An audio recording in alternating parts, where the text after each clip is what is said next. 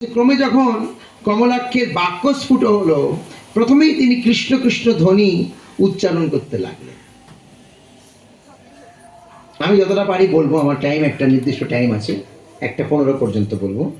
তারপরে আপনারা বাড়িতে এই অদ্বৈত আচার্য গৌর জীবনী শুনবেন, মানে পড়বেন। এখন এই যে জন্ম থেকে ভগবানের নাম বলছে, কেউ শেখায়নি কিন্তু। একজন ব্যক্তি ছিল যার নাম ছিল হরি বোলা, রাম বোলা, রাম বোলা। তার নামই ছিল রাম বোলা। জানেন রাম বোলা কার নাম? জানেন না? রামচরিত মানসের রচয়িতা তুলসী দাস, তার নাম ছিল রাম বোলা। কেন না, তিনি মাতৃগর্ভ থেকে বেরিয়ে, আমরা মাতৃগর্ভ থেকে বেরিয়ে কি করি? কান্না করি। তিনি মাতৃগর্ভ থেকে বেরিয়ে রাম উচ্চারণ করেছিলেন। জন্মেই তার মুখে রাম বেরিয়েছে। মানে এমন নয় যে 6 মাস বাদে বাবা মা এসব বলতে বলতে আমরা রাম বলেছি, এরকম না। জন্মগ্রহণ করেই মুখ দিয়ে বেরিয়েছে কি নাম? রাম। তাই তার নামই হয়ে গিয়েছিল রাম বোলা। আমরা যখন বাচ্চাকে, ছোট বাচ্চা এবার সবে কথা বেরোবে, হ্যাঁ, তখন এই চিবুকের এখানে হাত দিয়ে এরা নাড়ায় আর বলে বাবা বলো, মা বলো, দাদা বলো। এইরকম নয়। যদি কাউকে আদর করে কিছু বলতে শেখাতেই হয়, তাহলে কি বলবে? হরি বলো, গৌর বলো, কৃষ্ণ বলো। কাউকে কৃষ্ণ নাম বলাতে হবে।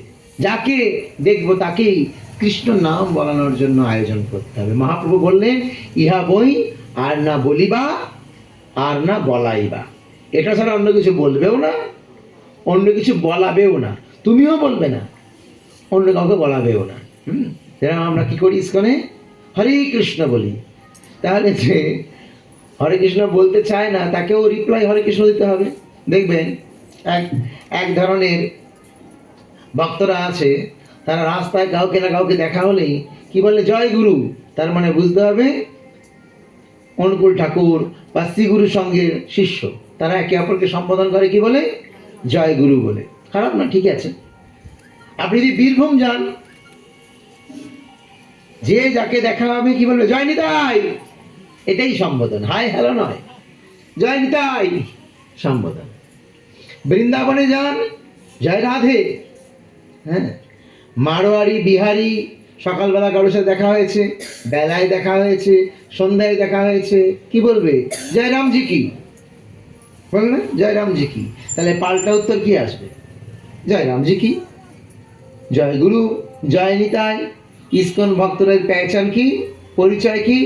প্রথমে এক কথাতেই চেনা যাবে ইস্কন ভক্ত। হ্যাঁ, দেখা হলেই বলবো হরে কৃষ্ণ। হ্যাঁ, বুঝতে পারছেন? তার মানে বোঝা যাবে ইস্কনের ভক্ত। ইস্কন ভক্তই একমাত্র বলে হরে কৃষ্ণ।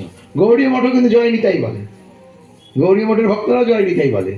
একমাত্র ইস্কন স্পেসিফিক চেনা যাবে, ইস্কনের ভক্ত রাস্তায় দেখা হলেই বলবে হরে কৃষ্ণ। আপনাকে ফোন করলে বলবে হরে কৃষ্ণ, প্রসাদ লাগলে হরে কৃষ্ণ, প্রসাদ দেবো, যা বলবে হরে কৃষ্ণ।